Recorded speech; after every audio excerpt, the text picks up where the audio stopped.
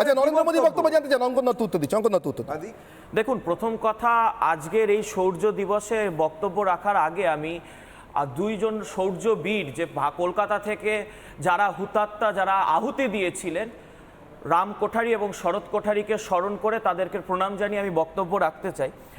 দেখুন, 145 পাতার রাম জন্মভূমি নিয়ে যে এবং ডিসপিউটেড স্ট্রাকচার নিয়ে যে রায়ের কথা, 1045, সেটাই তো বলছি, 1045, তার আমি শুধুমাত্র ডিসপিউটেড স্ট্রাকচার এটা আমি হাইলাইট করেছি 160 বার। এখানে সঞ্চালক মহোদয় আছে। এক সেকেন্ড, আপনি প্রথম সময়তে আপনি প্রথম থেকে, আরে ভাই, প্রথম থেকে যদি এইভাবে আটকাতে চায় তাহলে তো মুশকিল হবে। আপনি বলতে দিন, আপনি বলে যান। ডিসপিউটেড স্ট্রাকচার 160 বার উল্লেখ রয়েছে এবং ইনি যে কথা বলছেন না, হ্যাঁ, বাবরি মসজিদ উল্লেখ রয়েছে। বাবরি মসজিদ কেন উল্লেখ রয়েছে? ক্লেম অফ বাবরি মসজিদ, অর্থাৎ যে যারা আরে দাদা বলতে দেবেন, আপনি মিথ্যা কথাটা থামাবেন, মিথ্যা কথাটা থামাবেন। এখন দেখুন, এই বাবরের বংশধরদের, এটাই বাবরের অবৈধ বংশধর এরা, এদের বাবরের নামে এদের অ্যালার্জি হচ্ছে একদম। আপনি আমার সময় কথা বলবেন না, আপনার সময়, ভাই তুমি আমার সময় কথা বলবে না, আমার সময় কথা বলবে না, এইভাবে চলবে না কথা। মানে অসভ্যকে থামান। কোথা থেকে এনেছেন এটাকে? কে এটাকে কে? তোমার সার্টিফিকেটে কত টাকা? আরে ভাই, তোমার সার্টিফিকেট আমরা দেব না। অনির্বাণের অডিও নামানো আছে। অঙ্কন আপনি বলুন, অডিও ওইভাবে যাচ্ছেন, আপনি যেটা ভাবছেন। আমি একটাই কথা বলছি, দেখুন, মমতা বন্দ্যোপাধ্যায়কে আমি একটাই কথা বলবো যে আপনি একটা বাঘের ওপর উঠেছেন, এবং কেমন বাঘ জানেন তো মমতা বন্দ্যোপাধ্যায়? একটা বাঘ হয় যাকে ধরুন আপনি প্রত্যেকদিন বাঘটাকে নিয়ে বেরোচ্ছেন আর একটা একটা করে গ্রামের মধ্যে একজন মানুষকে খাইয়ে দিচ্ছেন, বাঘের খিদে মিটছে। এইবার গোটা গ্রাম খালি হয়ে গেছে, বাঘের কিন্তু খিদে মেটেনি। বাঘ কিন্তু এখনো ভাবছে যে আমার তো খিদে চাই, আমার তো নরমাংস খেয়ে অভ্যাস। শেষে কি করলো? যে লোকটা বাঘটাকে পুষেছিল সেই লোকটাকে বাঘটা খেয়ে তার উদরপূর্তি সম্পন্ন করলো। এইখানে মমতা বন্দ্যোপাধ্যায়েরও তাই। আপনি যে তোষণের রাজনীতি করছেন, আপনি যে ভোট ব্যাংকের রাজনীতি করছেন, আপনি যে মুসলিম উন্নয়নের নামে মুসলিম ভোট ব্যাংক তোষণের রাজনীতি করছেন, একদিন কিন্তু সেই আগুনেই আপনাকে জ্বলতে হবে। ঠিক এই কথা আমরা কিন্তু বলেছিলাম যখন আমরা 2020, 2021 সালে হাসিনার সরকার ছিল। হাসিনার সরকারের আমলে একটু একটু করে, আজকে যে বৃহৎ আকারে হিন্দু নরসংহার দেখছি, তখন একটু একটু করে হিন্দুদের ওপর সিলেক্টিভলি অ্যাটাক হচ্ছিল। আমরা কিন্তু বলেছিলাম সেদিনকে দাঁড়িয়ে যে এই মৌলবাদী আগ্রাসন যদি আপনি থামাতে না পারেন, একদিন কিন্তু সেই আগ্রাসনে জ্বলে পুড়ে আপনার সিংহাসন নষ্ট হবে। আজকে দেখুন 2024 সাল, বেশি দিন হয়নি, যে ইস্কনের ওপর 2021 সালে একটা জায়গায় বিক্ষিপ্তভাবে আক্রমণ হয়েছিল এবং সেই দিনকে মৌলবাদীদের প্রশ্রয় দিয়ে হাসিনা সরকার চুপ করেছিল।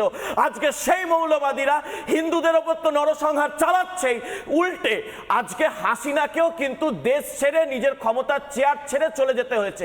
ঠিক একই বার্তা মমতা বন্দ্যোপাধ্যায়ের জন্য। আপনার জায়গায় এসে আপনার রাজ্যের এক মন্ত্রীর সভায় দাঁড়িয়ে অ্যাকশন অ্যাকশন ডাইরেক্ট অ্যাকশন বলে উস্কানিমূলক স্লোগান দেওয়া হচ্ছে, প্রমাণ আছে, প্রমাণ আছে। আরে বাবা, তোমার ঢুকতে হবে। সেই জায়গাতে দাঁড়িয়ে আপনি কোনো ব্যবস্থা নিচ্ছেন না। আপনার রাজ্যের মন্ত্রী দাঁড়িয়ে আজকের মাটিতে বলছে দক্ষিণ কলকাতা ওয়াকফ, যে দক্ষিণ কলকাতার মধ্যে মুখ্যমন্ত্রী আপনি নিজে থাকেন। সেই জায়গাতে দাঁড়িয়ে আপনি কি করছেন? আপনি চুপ করে মৌনতার অবলম্বন করে বসে রয়েছেন। মমতা বন্দ্যোপাধ্যায়ের এই সংখ্যালঘু নামক মুসলিম ভোট ব্যাংক তুষ্টিকরণের রাজনীতির জন্য আজকে বাবরের সাথে আমাদের কি সম্পর্ক? বাবর নামায় বলা হচ্ছে 24,000 হিন্দুকে নরসংহার করা হয়েছিল।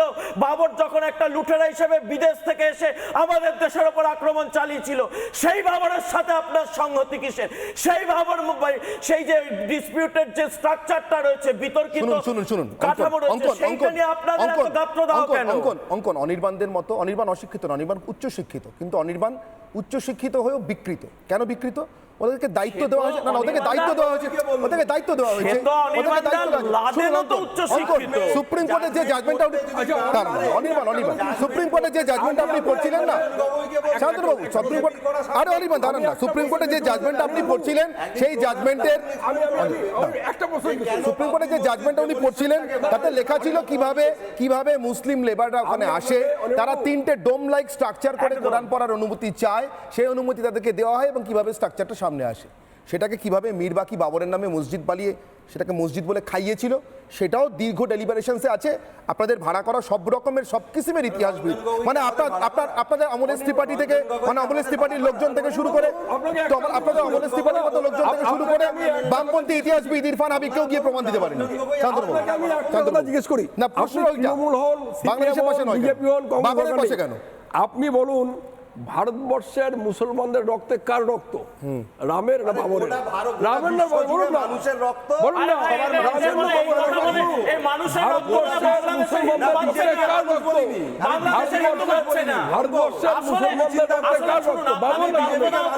আপনি বলুন না, কার রক্ত? পরিষ্কার বলুন যে বাবরের রক্ত। আপনি পরিষ্কার বলুন না, বাবরের মানতে হয় না। বলুন কার রক্ত?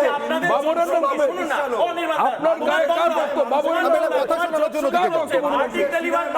আমি একটা বক্তব্য শোনানোর জন্য ওদিকে যাব। ফিরহাদ হাকিম আজকে কি বলছেন? বাবরি মসজিদের জন্য তাদের আবেগের কথা বলছেন। ওদিকে গোলযোগ বেশি, তার কারণ অনির্বাণ বন্দ্যোপাধ্যায় বুঝতে পেরেছেন স্কোর করার চান্স নেই। দেশের লোক ধরে ফেলেছে, ওরা রামকে বহিরাগত বলেন, বাবরকে বুকে জড়িয়ে ধরেন। মধ্য এশিয়ার লুঠেরা বাবর ওদের কাছে আপনার লোক, বাংলার লোক। কিছুক্ষণ আগে ছবিটা দেখিয়েছি আপনাদের, বাবরের ছবিটা। বাংলার উত্তর থেকে দক্ষিণ, দার্জিলিং থেকে সুন্দরবন পর্যন্ত কোথাও কারোর কোনো মানুষের মুখের সঙ্গে বাবরের মুখের ছবির মিল পাবেন আপনি? পাবেন না। বাঙালি এত বছর ধরে, এত হাজার হাজার বছর ধরে এত রকম জাতির সঙ্গে মিশেছে, সংমিশ্রণ হয়েছে, একজন বাঙালিকেও বাবরের মতো দেখতে না।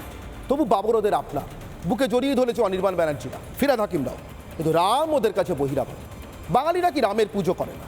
ফিরহাদ হাকিমের বক্তব্য শোনাই আপনার। এটা অস্বীকার করার কিছু নেই। বাবরি মসজিদ মানুষের সেন্টিমেন্ট, অনেক মানুষের সেন্টিমেন্টের ঘা দিয়ে সেদিন ভাঙা হয়েছিল। পরবর্তীকালে হ্যাঁ, ওই জায়গায় সুপ্রিম কোর্টের রায়, ওখানে রাম মন্দির হয়েছে, সেটা সুপ্রিম কোর্টের রায়, আমার কিছু বলার নেই। কিন্তু সেই সেন্টিমেন্টের বিরুদ্ধে যদি কেউ শৌর্য দিবস করে, তার মানে তারা অসভ্য, তারা বর্বর, তারা অভদ্র, যে জন্য তারা এগুলো করতে পারে। সংহতি দিবস এই জন্য করেছি, ওই ঘটনার পরেও মুখ্যমন্ত্রী রাস্তায় নেমে সংহতির কথা বলেছেন, ঐক্যের কথা বলেছেন, সবাইকে নিয়ে একসাথে চলার কথা বলেছেন। হ্যাঁ, আমার দুঃখ হয়েছিল সেই দিন, কিন্তু তারপরে মুখ্যমন্ত্রী সংহতি রক্ষার কথা বলেছেন। নানা ধরনের কন্টেন্ট দেখার জন্য লাইক করুন, শেয়ার করুন আমাদের ফেসবুক পেজ, সাবস্ক্রাইব করুন আমাদের ইউটিউব চ্যানেল। পাশাপাশি অন্যান্য ব্রেকিং নিউজের জন্য অবশ্যই চোখ রাখুন রিপাবলিক বাংলায়।